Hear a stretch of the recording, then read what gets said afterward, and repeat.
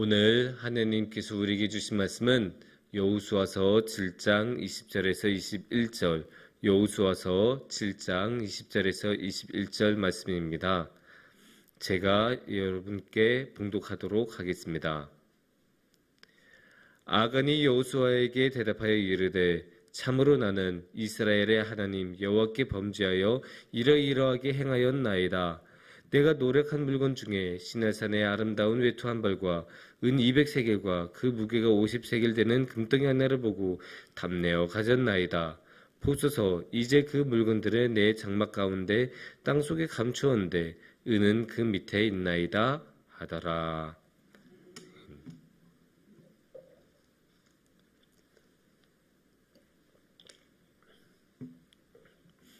지난 몇 년간 우리나라를 외국에 많이 알린 우리나라의 문화가 있습니다. K-팝입니다.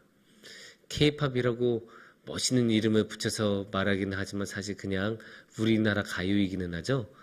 그런데 외국에서 K-팝이라고 말할 때 그냥 단순하게 우리나라에서 나온 모든 가요를 말하지는 않습니다. 특정한 형식을 생각을 하고 있습니다. 그게 뭐냐? 일단 노래를 부르는 사람, 가수는 한 명으로 나온 것이 아니라 여러 사람이어야 돼요. 그리고 그 가수들 여러 사람들은 보통 젊고 심지어 어리고 뛰어난 외모를 가지고 있습니다. 그래서 보자마자 굉장히 좋아할 만한, 호감을 살 만한 그런 느낌을 줘야 하는 그런 가수들이어야 합니다. 그래서 이들은 단순하게 가수라고 불리지 않고 아이돌이라고 불리기도 합니다. 그래서 이분들은 다 같이 함께 노래를 부르고는 하는데 이들의 노래는 특별한 특징이 있습니다. 그건 바로 춤입니다. 보통 K-팝에서 사람들이 노래를 부르면 그 노래에 맞는 춤이 항상 따라옵니다. 그리고 이 춤을 위해서 항상 많은 연습을 해야 합니다. 물론 가수들이니까 노래를 잘 불러야 되죠. 그래서 노래 연습도 많이 하지만 노래하고 춤은 약간 차이가 있습니다. 노래는 각자 개인이 알아서 잘 부르면 크게 문제가 되지는 않습니다. 하지만 춤은 다릅니다. 춤은 무조건 똑같은 모습으로 춤을 춰야 합니다. 이게 어떤 의미냐면 쉽게 말해서 노래에 따라서 막 이렇게 춤을 추다가 갑자기 딱 멈췄을 때 모두 다 5명이 아니면 그 그룹의 인원수만큼 그 사람들 모두 같은 모습으로 이렇게 딱 멈추고 있어야 돼요. 그렇게 하나 된 모습으로 항상 가야 돼요. 이게 정말 어려운 일입니다. 왜냐? 우리가 말하는 것만 해도 말투라고 해서 자기만의 취향이나 성향이나 그런 자신만의 독특함이라는 게 있잖아요. 그러니까 당연히 춤을 출 때도 그런 성향이 나타날 것입니다. 똑같이 팔을 뻗는 동작이라고 해도 어떤 사람은 이렇게 뒤로 빼는 걸 좋아하고 어떤 사람은 흔드는 걸 좋아하고 어떤 사람은 내리는 걸 좋아할 겁니다. 하지만 K-팝의 춤에서는 그러한 개성은 존중받지 못합니다. 무조건 똑같은 모습으로 똑같은 동작을 취해야 합니다. 그래서 칼각이라는 말이 있어요. 칼같이 딱 멈췄을 때 같은 모습이어야 하는 그런 칼각이라는 게 필요한데 왜 이게 필요하냐? 아주 간단해요.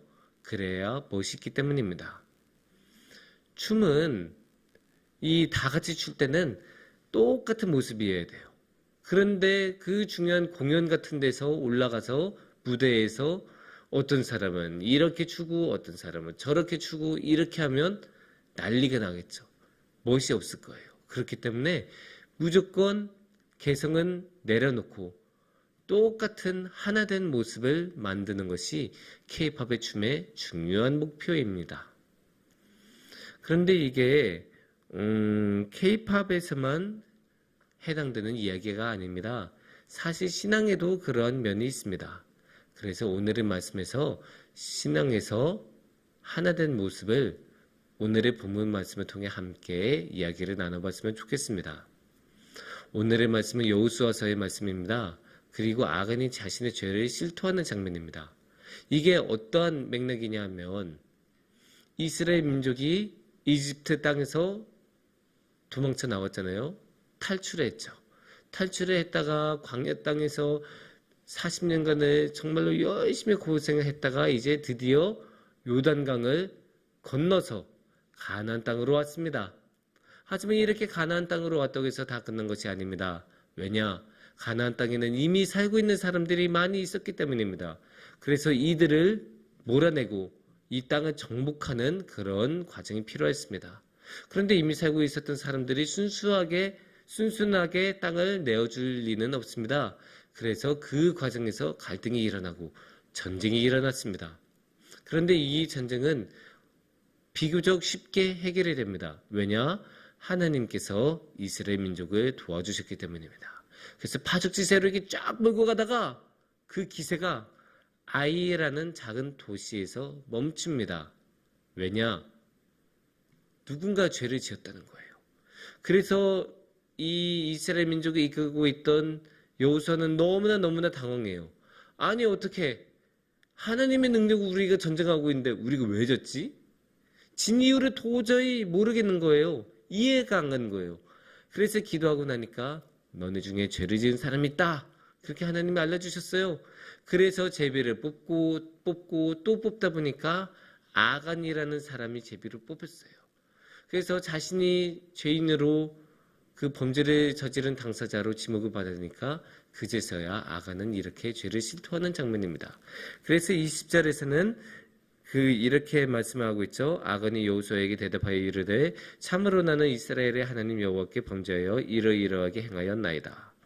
이때는 자신이 죄를 저질렀던 것을 분명하게 고백하고 있죠. 그러면 무엇을 했냐? 자세하게 이러이러하게가 무엇인지는 그 다음 절인 21절에 나옵니다. 내가 노력한 물건 중에 시내산의 아름다운 외투 한 벌과 은 200세겔과 그 무게가 50세겔 되는 금덩이 하나를 보고 탐내어 가졌나이다. 보소서 이제 그 물건들을 내 장막 가운데 땅 속에 감추었는데 은은 그 밑에 있나이다 하더라. 예, 여기서 분명히 무슨 일을 저질렀는지 나와요. 하나님께서는 그 전쟁에서 있었던 모든 것들을 다 없애버려라라고 하세요. 약탈하지 말고 없애라라고 분명히 말씀하셨지만 노력한 물건이라고 하고 있죠. 이 아간은 그 하나님의 말씀을 어기고 약탈을 하죠. 남은 것들을 약탈을 해서 몰래 자기 몫을 그렇게 챙겼습니다. 그거에 대해서 하나님께서는 분노를 하시고 죄를 지었다고 하면서 한시적으로 이스라엘 민족을 도와주지 않은 것입니다. 그런데 이렇게 약탈한 게 그렇게 큰 죄일까요? 아니, 전쟁사를 보면, 전쟁의 역사를 보면 항상 전쟁에서 끝나고 나면 약탈은 당연히 일어났습니다. 무조건이라고 말해도 좋을 만큼 당연히 일어난 것이 약탈인데 그거 약탈 조그만 거 가지고 그렇게 하나님 화를 내실 일입니까? 도대체 뭐가 문제입니까? 그런 생각을 우리가 가질 수 있을까요? 있을 것 아닙니까? 재물에 눈이 멀어서 욕심을 부린 게 문제였을까요? 아니면 거짓을 저지른 게 문제였을까요? 하나님의 뜻에 어긋난 게 문제였을까요? 아니면 훔친 것 자체가 잘못된 걸까요?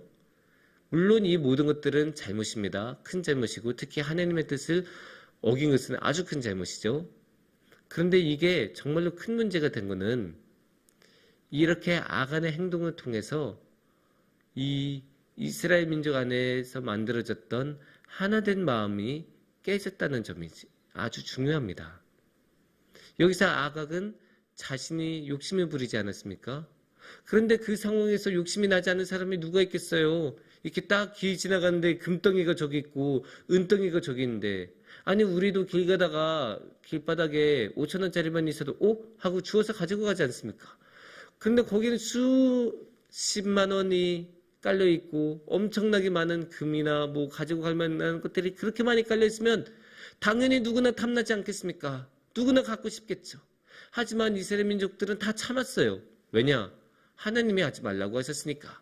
하나님이 하지 말라고 하셨으니까 분명히 갖고 싶음에도 불구하고 그 마음을 내려놓고 에휴 그래도 하나님이 말씀하셨는데 참아야지.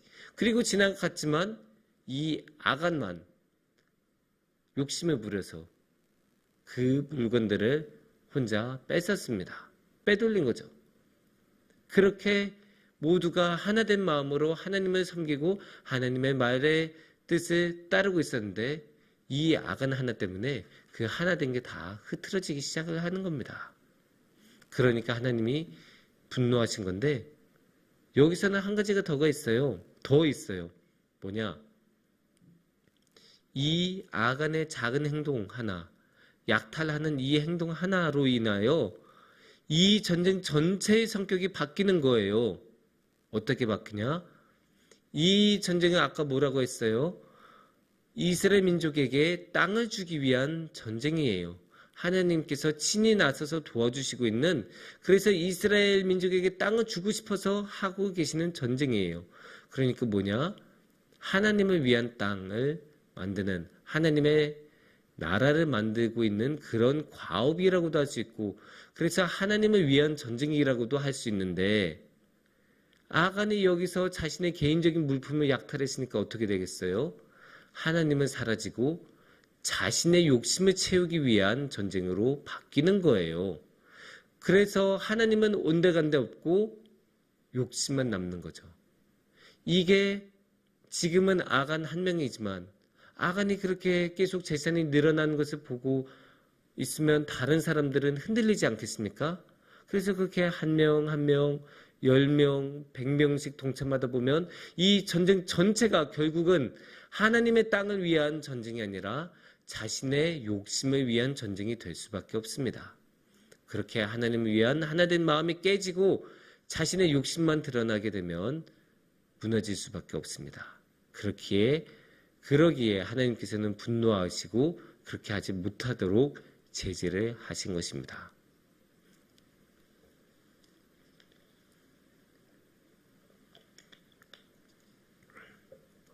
사랑하는 성도님들, 우리야 지금 전쟁 상황에 놓여있지는 않죠.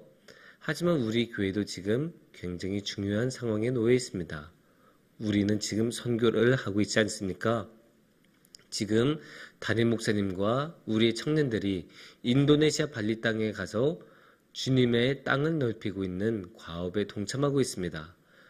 물론 그게 쉬운 일은 아닐 것입니다. 그렇기 때문에 우리가 다 함께 하나된 마음이 될 필요가 있습니다.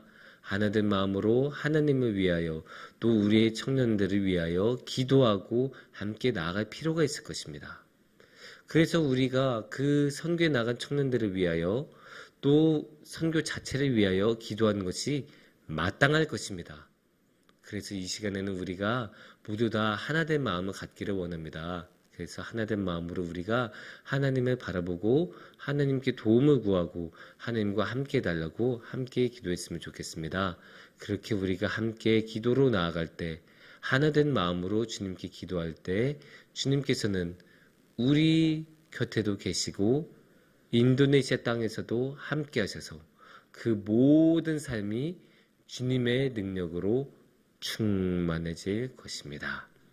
함께 기도하겠습니다.